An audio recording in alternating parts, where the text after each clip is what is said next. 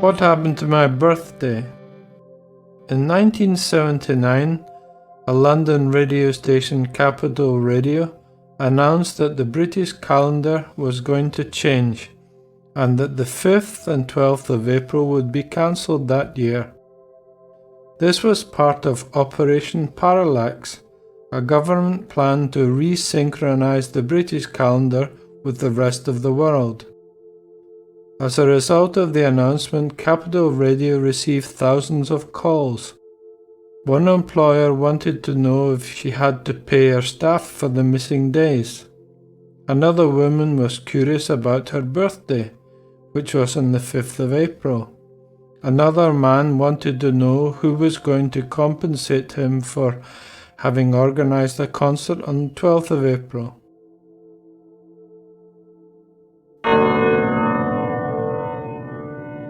Not so Big Ben. In 1980, the BBC reported that Big Ben was about to change forever. The internationally famous clock was going to have a new digital face instead of the traditional one as part of a renovation and modernisation plan. The report received a huge response from listeners protesting about the change. The BBC service also announced that the clock hands would be sold to the first listener to contact them. Apparently, a Japanese seaman in the mid-Atlantic used his radio to put in an offer.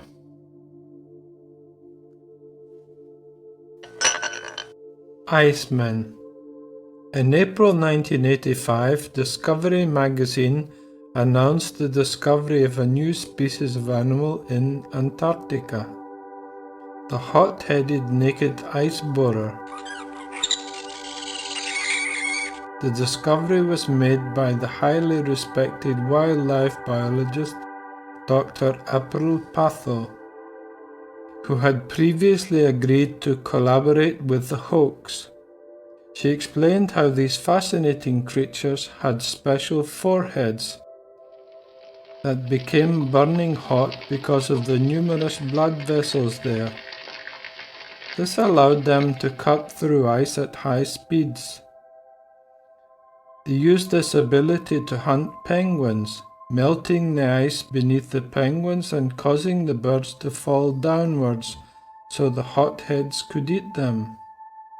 In the report, Dr. Patho explained how she discovered the animals. I was studying a group of penguins when I suddenly noticed one frightened member of the group disappearing into the ice. When I pulled the bird out, I found another creature attached to it, and this creature was a hot-headed ice borer. Dr. Patho also announced that the hotheads might have been responsible for the mysterious disappearance of the Antarctic explorer Professor Philippe Poisson in 1837. To a hot-headed ice borer, the unfortunate professor would have looked like a penguin, Dr. Patho explained.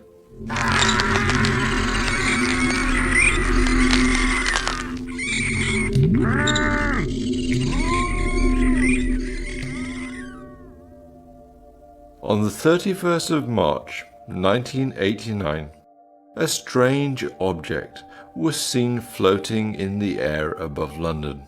It looked just like a UFO and was covered in bright lights. Thousands of motorists driving on a motorway just outside London stopped at the side of the road to watch the object land in a field on the outskirts of London. The police arrived soon afterwards, and one brave officer approached the craft with his truncheon extended before him. Just then, a door opened and a small figure came out in a silver suit. Immediately, the police officer, fearing this was part of an alien attack, ran in the opposite direction. However, the alien turned out to be a 36-year-old multi-millionaire businessman called Richard Branson, chairman of Virgin Records. He had planned to land in London's Hyde Park on the 1st of April. Unfortunately, the wind blew him off course, and he was forced to land a day early in the wrong location. The publicity for his company was fantastic.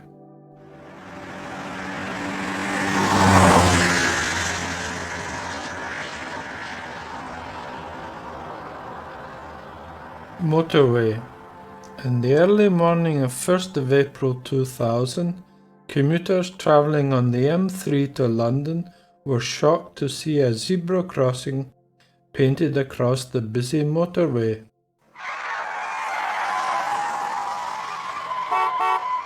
Maintenance workers were quickly called to paint over it.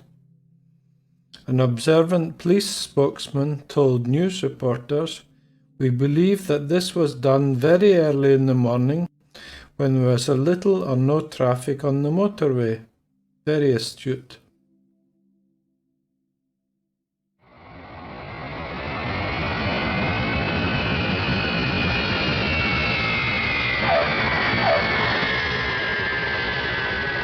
Heathrow Airport.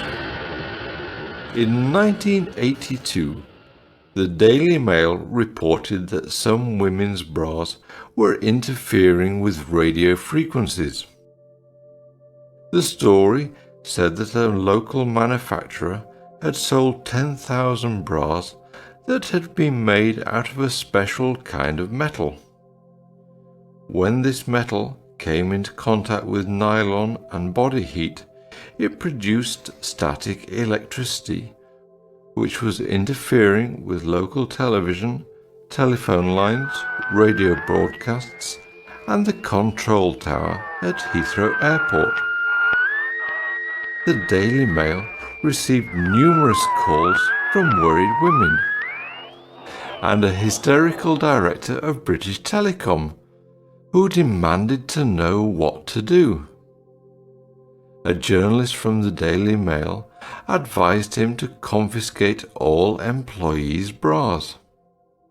The director followed the advice and was later reprimanded by his bosses.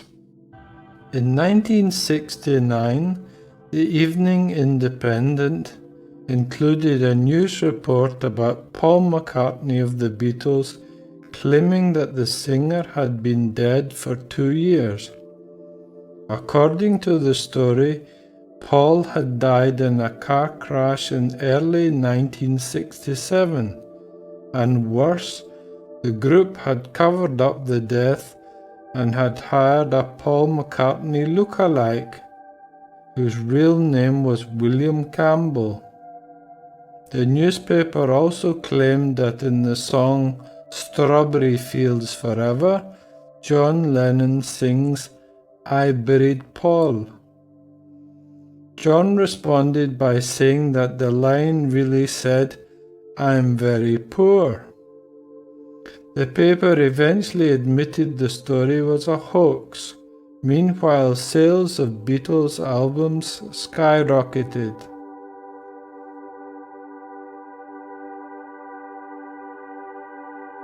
Cloning. In 1978, the Daily Stardom included a review of a book called The Cloning of a Man. The book was all about a sensational cloning of a human and was written by David Rorvik, who claimed he was a scientist.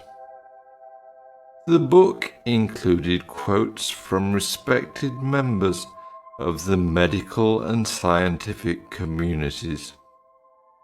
There were also photos of the millionaire and the clone. Many people believed the story, and the Daily Stardom spent thousands on the exclusive. One of the doctors who was named in the book sued Mr. Rorvik, and during the trial, a judge called the book a fraud and a hoax. But by then, Mr. Rorvik had earned millions from it.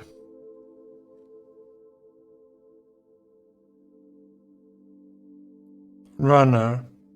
In 1981, the Daily Mail published a story about a Japanese man, Kimo Nakajimi, who had entered the London Marathon and was still running 3 days later. Apparently, Mr. Nakajimi had understood that he had to run for 26 days, not 26 miles. The Daily Mail reported that Mr. Nakajimi was now somewhere on the roads in England, still running and determined to finish the race. In the news report, a race official, Timothy Bryant, explained, "I translated the marathon rules and sent them to Mr. Nakajimi months before the race. But I have only been learning Japanese for 2 years, and I must have made a mistake and written 26 days instead of 26 miles. Poor Nakajimi seems to be taking this marathon very seriously." Many readers phoned in, claimed that they had seen the mysterious runner, but were unable to stop him.